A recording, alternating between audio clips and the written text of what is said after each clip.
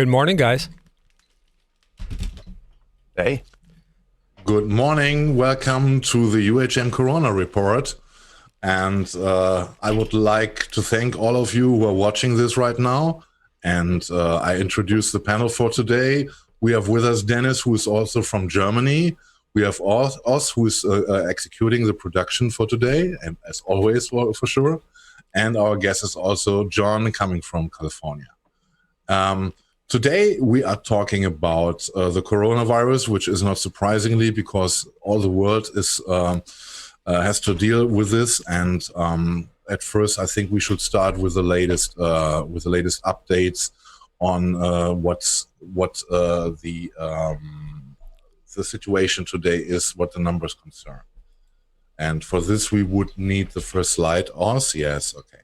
So we see that we are still growing in the numbers, and that the latest reports is from Germany, at least, that medication which was usually used against the Ebola virus, which might be a promising cure, seems not to turn out to be a real medication against the virus. But our scientists stay in it, of course, and we hope that that somewhere in the world we can finally get a cure against it. The other numbers are also worrying, in my opinion. If you look at the US, of course, the US is prognosed to be the country with the most victims in the end. We all know what is the reason for it, and yeah, we can only hope the best. As I said, the same situation is more or less in Europe. In Germany, especially, we are still in a quite good condition, what the death rates concern. And for this, in contrary, if you look at the other countries in Europe, if you look at France, for example, very high numbers. UK, of course. German started last week with a new approach, and we reopened business in up to a certain limit that local shops are allowed to open again. The big malls, of course, kept closed. This is why, of course, the economy in Germany is suffering very, very deeply. And of course, there is a push coming from the economic side onto our politicians to restart it somehow. We know this is happening all over the world as well. In America also, Trump is pushing this already for weeks. In Germany, they are pushing now a little bit more and more. The people, from my information here in Germany, are hesitant, more or less, to visit those stores. The first day, I think it was a little bit crowded in some cities, but when I see the last numbers, most of the Germans still stay hesitant and don't consume as it should be, as it was expected, at least. Can I tell a little story about this? Deniz, please. Yes. My direct neighbor in the apartment next to me is a nurse, and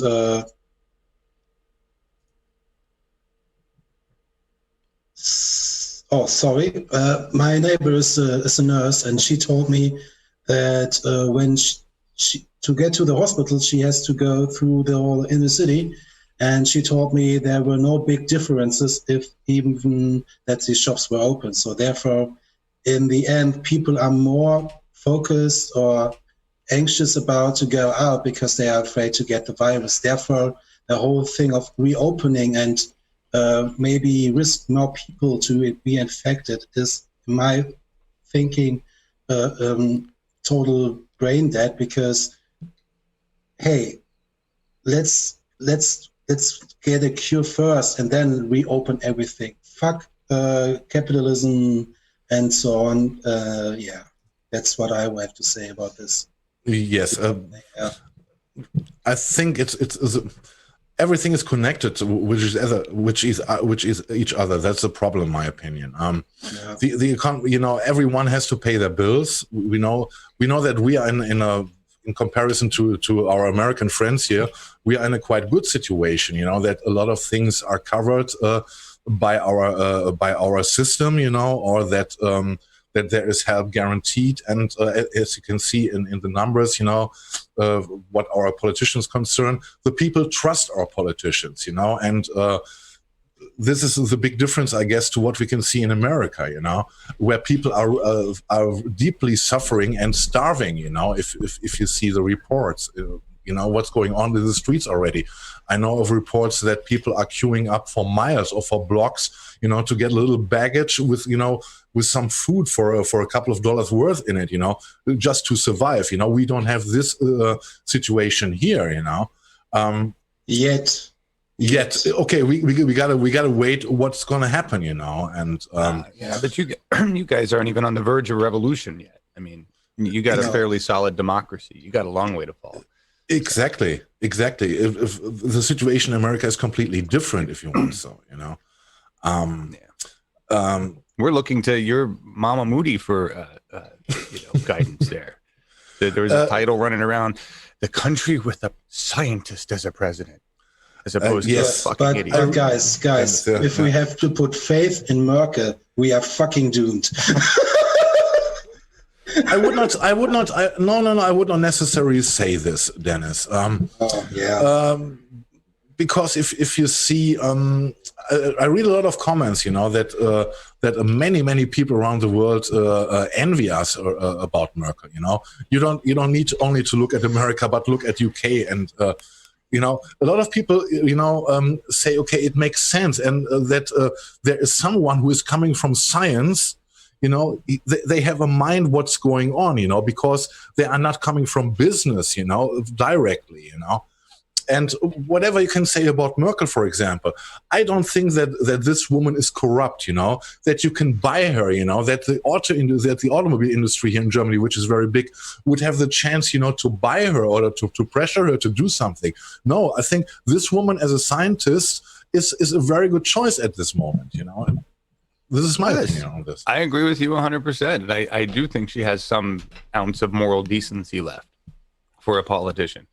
And considering what the German auto industry is in Germany, the fact that she hasn't rolled over for them is pretty remarkable, right? So the automobile industry is the main industry in Germany, right? So, right. It's the thing. I mean, other than beer, right? That's what you guys got.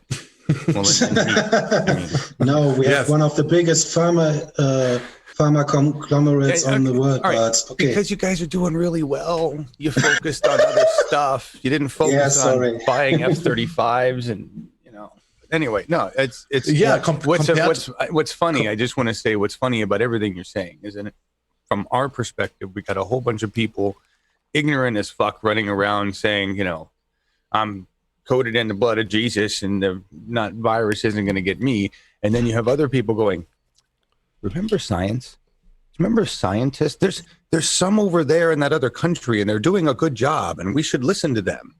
It's quite an interesting awakening for the American public.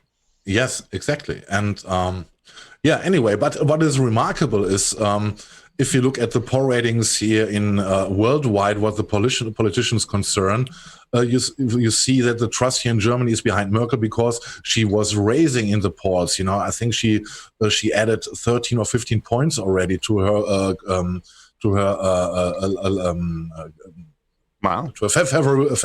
favorability, and you can see this everywhere. You can also see this, which is quite remarkable, also in the UK. If you look at Boris Johnson, he also has very good ratings. Meanwhile, but if you look at America again, there you see Trump is more or less sitting on his 41-42%. And remember back 9/11 or so. Remember how the ratings for Bush were after this incident. They were skyrocketing. And Trump is sitting on his 41-42%.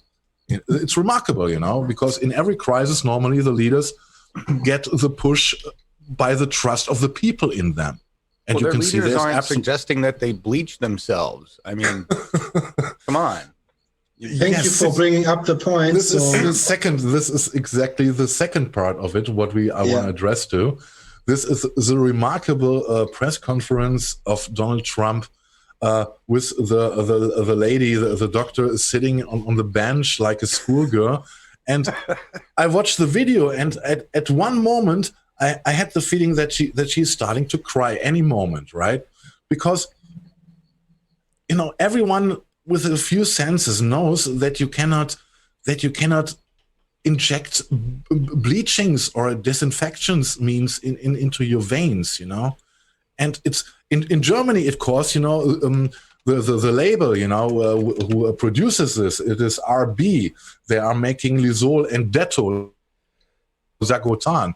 They even came up in Germany, with a warning not to follow Trump's advice because it is dangerous. And this is how far the craziness is going, meanwhile, and the desperation, And I think in this picture it is perfectly shown, to see the doctor there sitting there, and she's no politician, I don't blame her, that she's not standing up against him, But you can see that she is completely desperate of what Trump is talking about there. Yeah. I think Trump represents the peak of our stupidity as a human race. It's less like, hey, if we don't proper look at ourselves and reflect, nothing will change.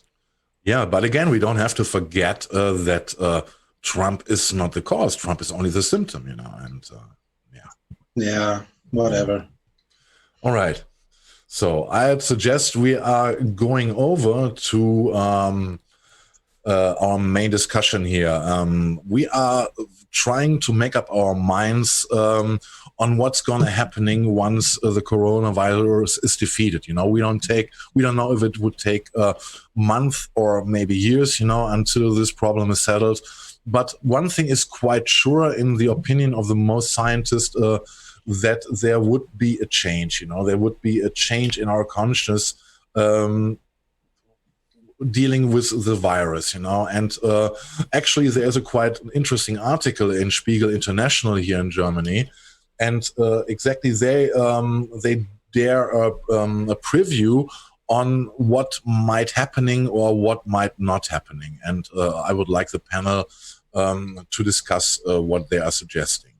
I think we should start with the opening of the article, and this is the first, mainly the first most important thing the people are moved by, or the better said, the economy is moved by, that the global trade is estimately shrinking down to 13 to 32%, and this is an incredible high number.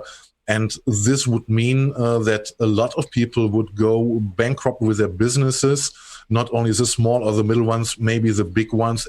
Maybe look at the flights and the planes and all those services.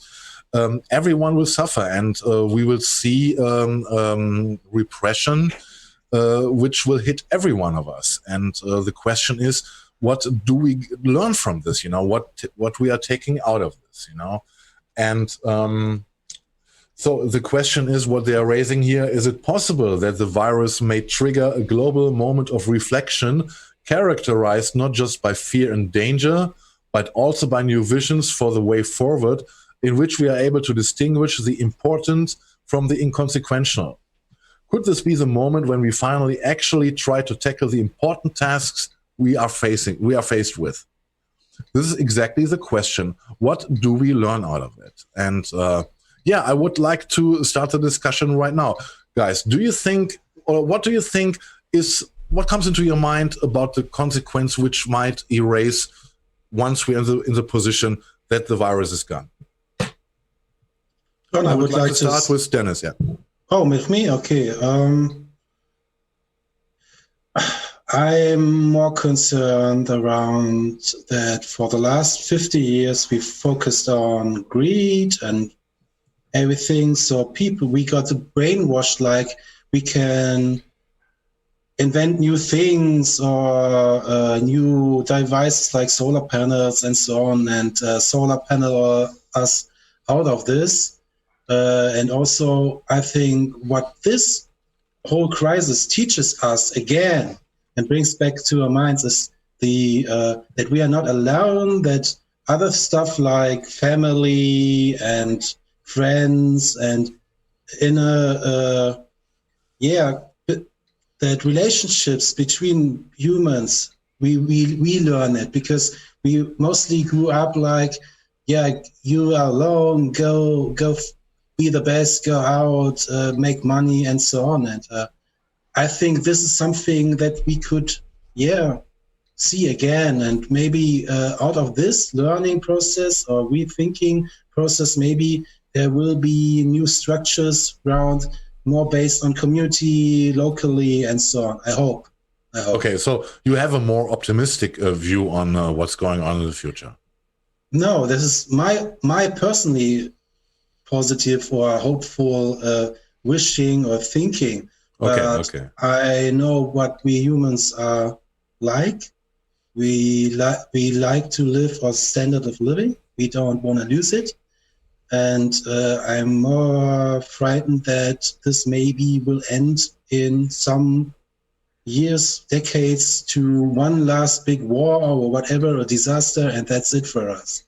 This is what I think is realistic in my personal view when I watch what's going on the internet around here in my city, how people are treating each other, even when you go in the grocery store, like some motherfucker is attacking an old lady because she wants to buy toilet paper.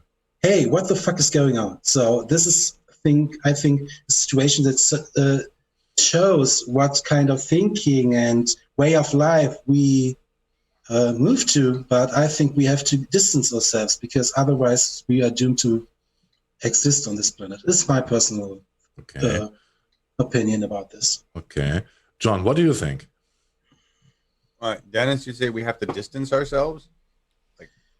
No, not distance ourselves. I mean, distance ourselves or come to the terms that our current way of living is not sustainable. And if we don't use this crisis to rethink about everything and structures the thing whole new, what's the point of trying if we don't learn from this now? Well, right. So that's good. I agree. I agree with you. A couple of things that were said in the chat, though. They're talking about the movie you mentioned earlier, Michael Moore's movie. Yeah, Planet of the Humans. Planet of the Humans. Haven't seen it, but that's very sad and to hear about. Melissa H says, I hope that with more time, actually, we will discover there are many inventors out there that didn't know they could be an inventor. That's cool. I think, I hope we devolve greatly from the corporate structure we have and end up very community focused and isolated in that sense. I hope the internet stays going. That would be great. But I'm basically we're planning up here where we're sitting to be self-sufficient with food and power and water. And give up a lot of 21st century stuff, right? Because that's just what I'm expecting to happen around here eventually. So that's where I'm at. Yeah, I can see. Oz, what's your position on it? Well, I'm concerned on several fronts. I look at my neighbors across this country and across the world who are in situations, they're in food deserts and they're not be able to do the thing like John and Laura are doing down there in California. What are they going to do? They're going to starve to death, or is there going to be a post-apocalyptic rebellion going on? Well, there's going to be a migration. Well, it is going to be migration. Yeah, it's going to be rough. So I guess on the positive note, we've got to be sustainable. We got to get into this permaculture idea of things. And my concern is what's going to come out of this is they're ramping up AI right now, which they've been working on forever. And I say they, that's the wealthy, the oligarchs of the planet who believe in short-term profit over long-term life for everybody. I mean, look at it. This is great for them. I mean, you're going to be stuck at home, so buying online is going to wipe out retail sales. It's already put half of our workforce out of a job in this country.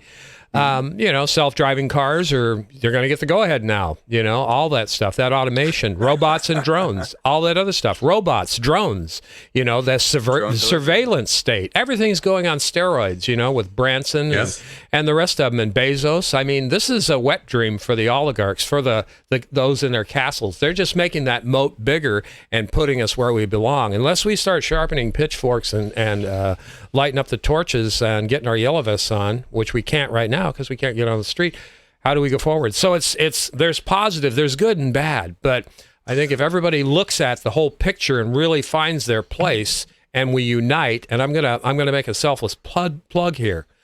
We need, as long as we've got the internet going on, to have a federated, independent media structure in this country so we have communications. Because if we all don't have communications going forward, that should be the wake-up call right now. We need to have that spine, that hard line and Ethernet line of communication. So that was a lot. Spit it out there. That's my position. All right. Okay. But I would also say, just a minute or 30 seconds, this crisis was the perfect gift for progressives. Do you know why? Because the employer-based health insurance system that you guys have in America shows is fucking weakness. That it's wasteful, that's not really helping. And if progressives don't use this wisely in the US, we in Germany have our own things to worry about and fight for. But for you guys, especially you guys, you have now the leverage. You can say, gee, up to 30 million people lost their jobs and their healthcare. Yeah, that's the wake-up call. Yeah, that's the wake-up call right there. But Bernie just blew it, Dennis. Yeah, Bernie. Just fuck Bernie. Sorry, I'm at this point. You can't rely on Bernie and anything. People have to start doing this. It's not just that's a thing. That's a thing like in the culture. Yeah, I mean, from the logic point of view, Dennis, I absolutely agree with you. But the fact is, the movement, who trusted Bernie to do the right thing, just woke up and learned it was bullshit. There is, if you give away the campaign in the moment where you have a pandemic in your country, there is, as you said, no better time, to go for a Medicare for all, to go for a single payer or whatever, But this is definitely not the fucking time to give it up. I know. And he just did it. No. Are we switching gears there? Because hang on. Now, you know me. I'm very vocally angry at Bernie quitting. Yes. The race. Explain it to me, Dan. And then I hate. Well, here's what's going on. So, first of all, Joe Biden's not going to survive the 2020 presidential election. All right. There's no way the man will make it till the end of the race. He's not mentally or physically capable. The DNC know this. The Tara Reade story just exploded with the Larry King audio. That happened today. Dropout Biden is trending pretty massively. It's been riding the waves for hours. If it could be quelled, then they would have quelled it. So, I don't know how MSM is going to cover up for this, but he's just not strong enough. They know this. They're going to replace him. The only reason I see both Bernie and AOC caving and endorsing Biden is because they know the DNC has a plan to replace him with somebody else that they both think is malleable, who will move on the important things. I personally think they're going to try to shove Gavin Newsom in there. The reason is he's got a good record, relatively speaking, for a corporatist progressive. I'm not calling him a progressive at all. He's definitely a corporate candidate, a corporate Democrat. But he has done some amazingly strong progressive things in California.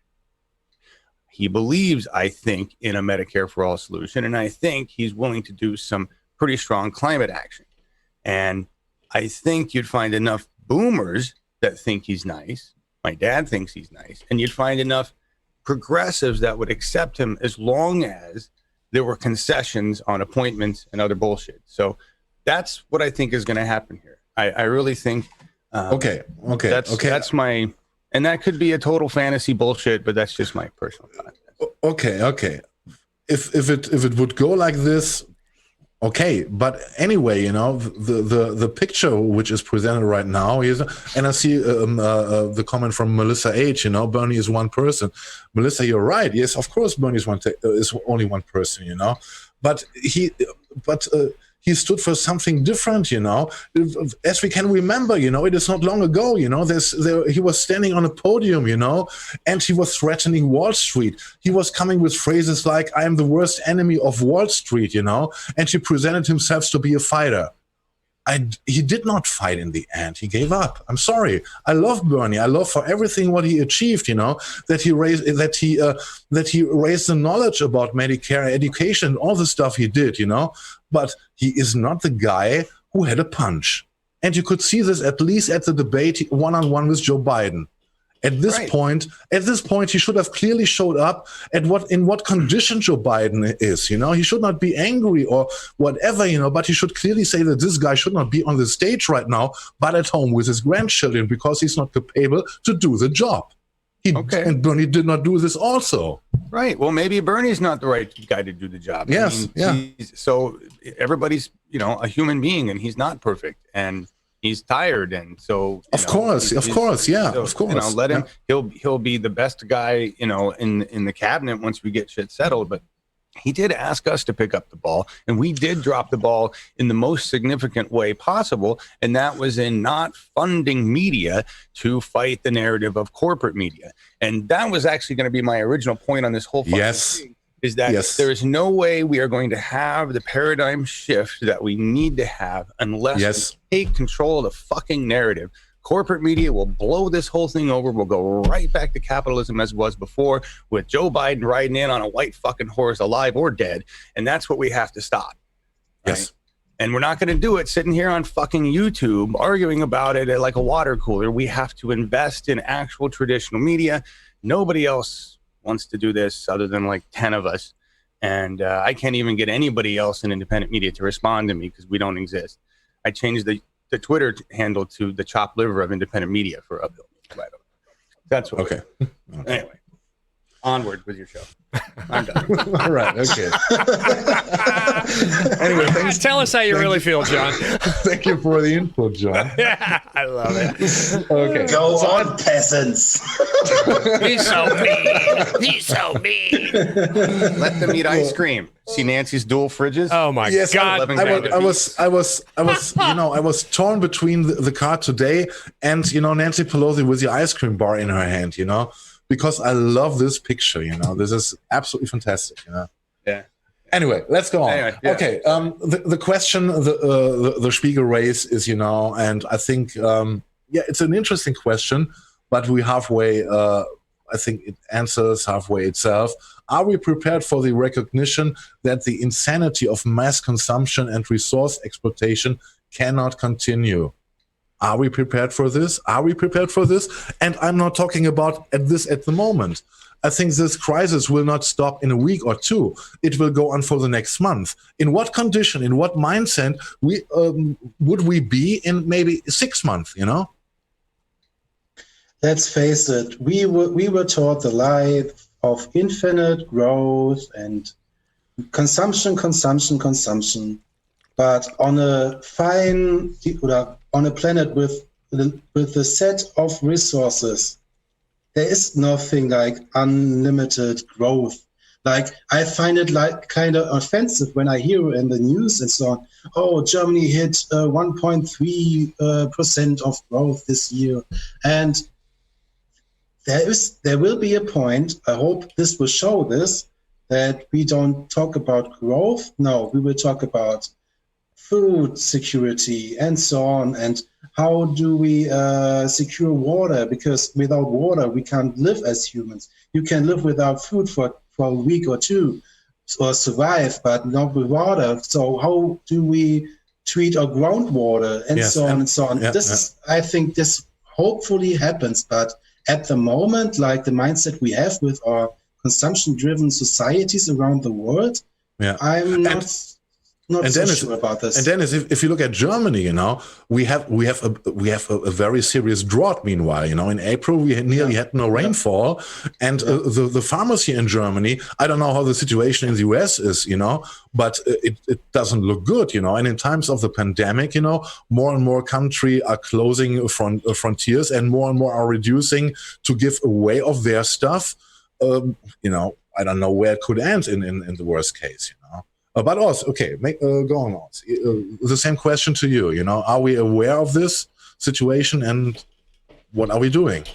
Well, if everybody can pull away from their chicken McNuggets, because I think they are, but they're saddled into their video game, a good percentage of the public is starting to feel it. I mean, they're nervous. So we're aware to a point, at least at certain demographics of our society, and I think I will support that statement by saying everyone under 55, under 50 was back in Bernie here, at least his platform, and everybody else is so locked into John's favorite mode of media, which is the MSM, MSNBS, CNN, and the rest of them, that they were sold a bill of goods. You know, let's go back to the glory days with Obama and how great that was. Not, but I think we're still holding on to that.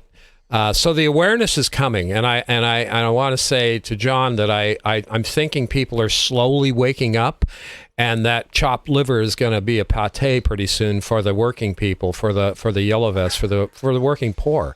Is that another way of saying polishing a turd? Is that yeah, that's polishing a turd in a very big way. But from liver to but I gotta tell you, man. I mean, we are getting some awakeness on social media, and we realize we can't just stick to the social media. We got to get back to the conventional forms of media, which is rural radio, and then NPR. We're looking at NPR, real public radio again, and we're trying to fight because we can't let our guard down on any front, inside the Democratic Party, outside the, everything. So yeah, people are starting to wake up, and it's the younger generations that's going to do it, because us old boomers, I'm the last of that line, who have still bought Rachel Maddow's shtick on MSNBS. They're in trouble, but I wish they'd just shut up and do whatever they're going to do while we get out and organize and do things positive for the human race and the planet. Yeah. Okay. John, do you want to add something? You're right. Okay. That was well said. Deniz. No, I would like to put also the comment from Jilly on this chat. The virus exposes the absurdity of our system. That's perfectly put. And it is not only of the complete system, of the global system, if you want. So it is not a country system, you know. And this is another question, you know. If you look at globalization, you know, I know, for example, that some supermarkets here, or the big supermarkets here, plan to change their business, you know. They don't want to be so much being dependent on overseas production anymore, for example, but want to include more of the local farmers, you know, in cases of a pandemic or something similar, to be much better prepared, you know. And only the fact that those plans, those thinkings are made public, may be a sign that they are moving in this way, in the right direction. I don't know. We'll see. Yeah, and guys, everyone knows the experience when you go grocery shopping. In your case, like Walmart, in my case, Aldi, and so on. You go in and thinking, oh, what I need. You'll see the shelves filled with products and so on. And sometimes when I go grocery shopping and I'm seeing this, and I'm talking to myself and saying, who needs 5 or 20 different cereals? What's the point of this? Or now you're talking about, oh no, don't go there, because that's a whole slippery slidey slope. Now we're communist. I mean, that's really where that goes. You would I am a communist in my heart. So hey, I am. So whatever. Okay. I think this would expand the topic a little bit too much. Yeah. Okay. But I think we should face the consequences. At first, about the crash, what the numbers which the economists are fearing, the recession which we have to deal with. And what are the consequences, what we are seeing right now? We are seeing now there is the virus is global, it's international, but on the contrary, we are seeing how the countries react, Every country is closing its borders for itself. Every country is trying to get all the equipment they would need on their own.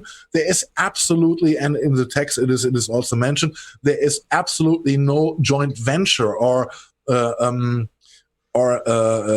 will, to work together, to defeat this, And this is, I think it is ridiculous. And if you see in the past, a couple of weeks ago, it was reported that Trump tried to buy a German laboratory which is working on a cure against the virus, and it came out that he wanted to have the experts there exclusively only for the US market, so with the intention not to share this cure with the world, and all this stuff which is going on, or the face masks which the countries are stealing each other, on the airports, all this absurdity, it doesn't show that we are moving in the right direction at the moment. Well, okay, so a couple things. Everything going on right now is a cross between a few movies. At the heart of it, it's Star Wars. I wish it were Star Trek, but we're not there yet. It's Star Wars. We're like the rebel group versus the evil empire, and that's really how disproportionate it is in size.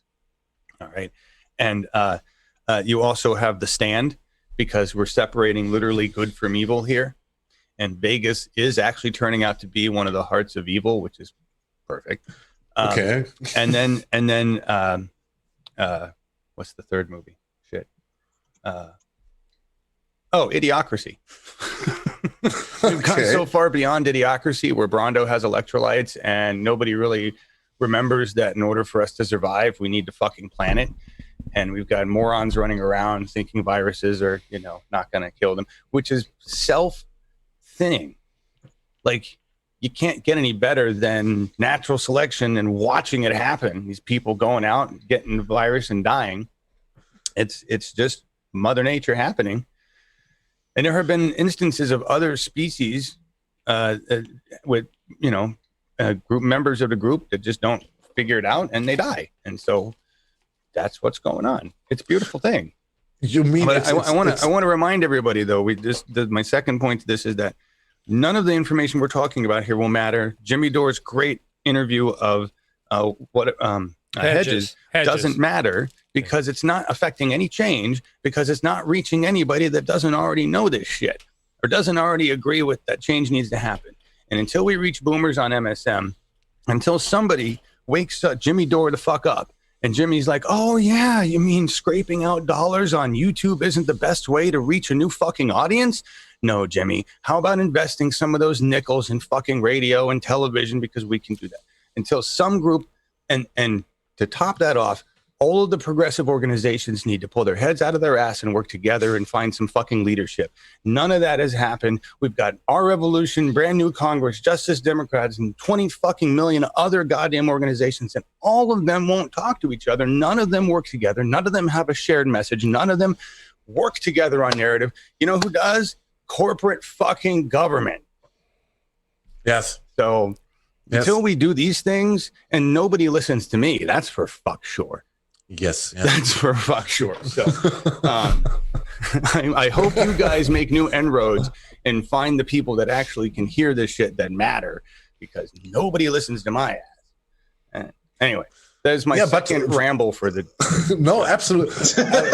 I absolutely enjoyed it. Thank you, Julia. And I see where you're coming from, and I think you're right. Because what we see on the bigger map, how countries are not cooperating. We as progressives, or as we see as progressives, who are normally should be on the same page. We at least should work together. And this should happen. And John, you're absolutely right. We should get connected, and we should also find different ways to spread the message, and not sticking onto one medium. Yeah, agreed. Yeah. Thank you. Can we use John as a sacrifice to the independent media gods to give us strength? Please do. God, what do you need? A pinky? The whole head? I don't care. I could use a new bowling ball, that's for sure. Yeah. Yes. My head's a tiny head. Yeah, but you got good hair. You got good hair, man. I'm already bowling ball ready. You could just roll me down the lane. So I guess Okay. I want to close with the last suggestion of the article. It is about the paradigm shift, and it is exactly this quote. How will world leaders, after placing entire nations under house arrest, explain to their citizens that a rapid ban on plastic bags is unfortunately out of the realm of possibility? I think this is exactly the right question here we have to ask, because after what we are seeing right now, that suddenly, there are trillions, and I know how big the number in the end would be, of money, be it euro or dollar, available, to fight this. You cannot go to the people and tell them that the smaller things are not available anymore. Because this theory is with the coronavirus is done. And what do you think, guys? Are the people really standing up, and saying no? We don't follow this anymore. We demand this and that right now. For example, the free education in your case, or the Medicare? I can't speak for myself. I'm at the moment unemployed. I get my unemployment insurance money. But I'm now the thing is, as an individual, unfortunately, you can't do nothing in this society, because really, if you look around at last years, I start activism or forming groups and so on when I was 10, and now I'm 30. So it's 21 years past now, and I am very hopeless, because you talk to people, you try to rally them around something, but there is no, I don't know. I'm really helpless. I'm hopeful in some cases, but also feel a little spike of helplessness, hopelessness, and I don't know. A funny thing, do you remember, Markus, when I told you 1 or 2 weeks ago, when I told you that my grandfather had the virus? Yes. Was I talking in your living room to you? Yeah. That I said to you, it's kind of funny that I will experience the end of everything. This is the feeling. This is the feeling that I have, because, for example, my grandma now is alone. No one can take care of her because of the restrictions right now. And she told me 1 or 2 years ago that she is happy that she's nearly 80 and she doesn't have to go through this. And this is something I would never expect. I was like, hey, I'm young, I'm a millennial, everything is fine, I work my way up and so on. But the last couple of months, when I was 24/7 here at my home, only got out to buy something to eat or to drink, I don't know, man. I don't know. I do not know what I have to say about this. I see what you mean, and there's it's on so many levels. It is.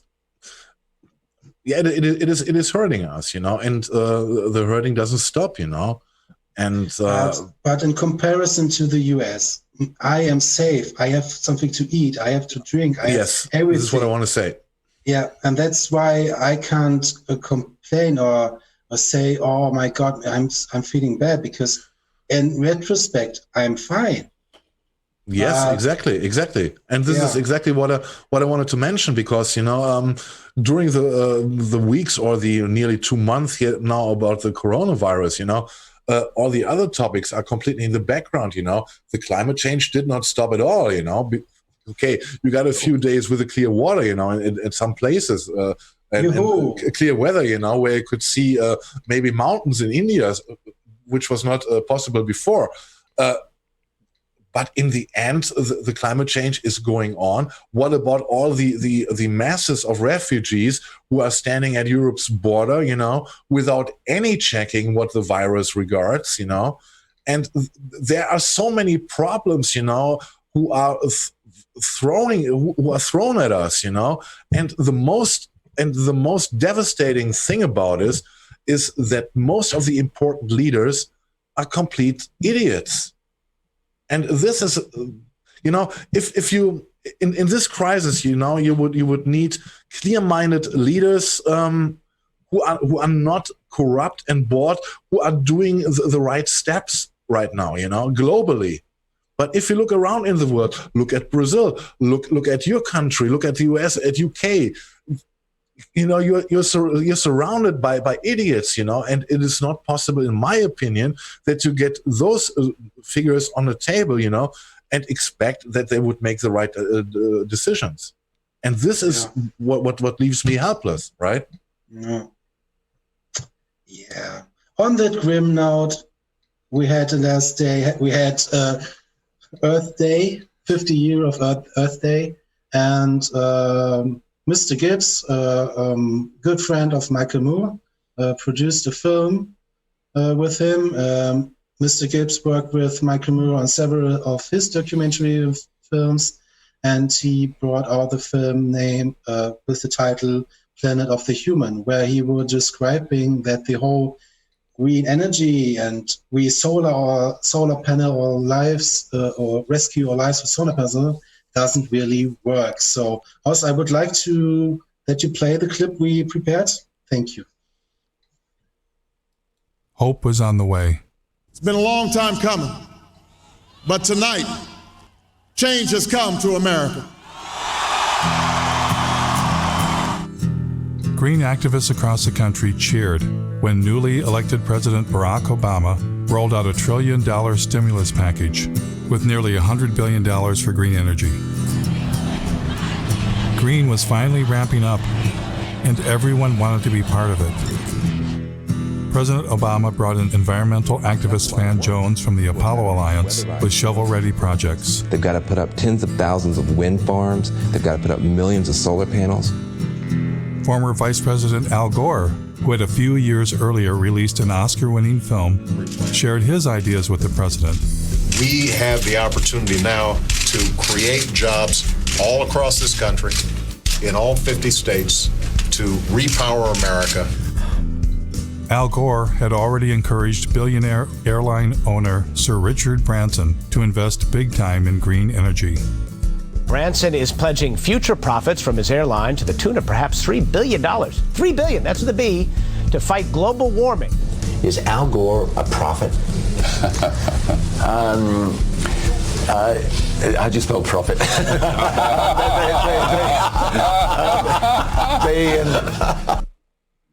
Oh, how funny is that? Oh, so funny. Yeah. Jesus Christ. So, blood and gore, right? Oh, my God.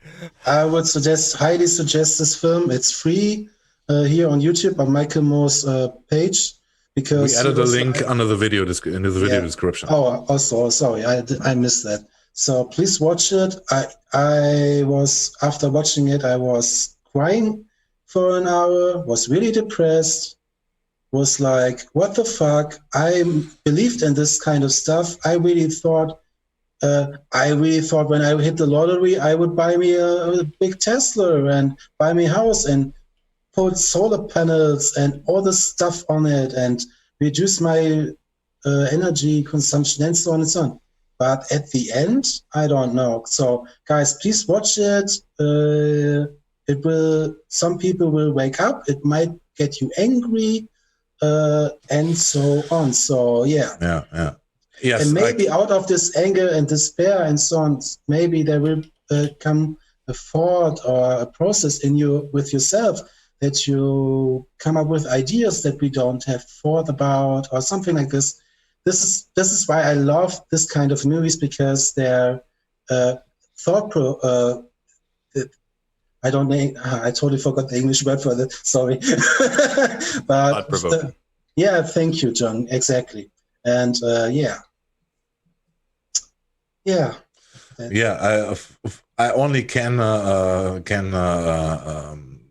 agree to what Deniz said. This movie is an eye opener, and I think it was quite clever, for Michael Moore to release this movie on Earth Day, because I guess quite a number of people expected it to be a praising of green energy. And yes, I also thought it would be something like this, maybe a little bit more critical, but I did not expect that it's that the complete thingy is a complete scam. And it is incredible, and it is heartbreaking, it is depressing, but we cannot look away anymore.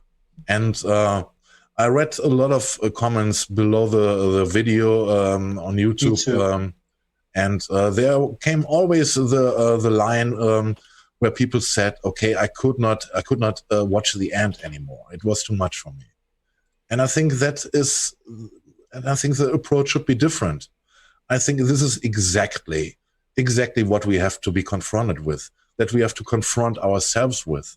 Because this is not just an orangutan who is dying there, who is looking at us. This is literally us. This is our mirror. And we are doing this to ourselves. We are not doing this to to someone else or to an animal, And if we don't want to go on behaving like animals, we should finally act like real humans, in the meaning of humanity. And that's my part for this one. Now it's okay. Now you guys, we Germans can also get real depressed and end the show with not so happy thoughts and so on, but hey. at least sorry go on. No, you go on. But at least Ozzy was so clever to find a very, very cool outro song. And this was our first Uhm Corona Report. Deniz, I, and Amos, who is not with us today, I think, and Oz and John and Laura and everyone in our company here at Apple Media. We have so many formats right now, thanks to Oz. I think we will see a lot of people from here, and this on a regular basis. I hope to do this every Saturday at this time. And I hope to see you real soon next week. And thank you all for watching. Thanks to our panel to be with us. Thanks to John. Thanks to Deniz. And thank you to Oz, and have a great weekend. And most importantly, stay safe, guys. Yeah. Stay safe. Bye. Great, it starts with an earthquake, birds and snakes, an aeroplane. Lenny Bruce is not afraid. Eye of a hurricane, listen to yourself churn. World serves its own needs, don't serve your own needs. Speed it up a knock, speed, grunt, no strength, no ladder, structure clatter with the fear of height down. Wire and a fire represent the 7 games, and a government for hire and a combat site. Left wasn't coming in a hurry with the furies breathing down your neck. Team by team reporters, baffled, trumped, tethered crop, look at that.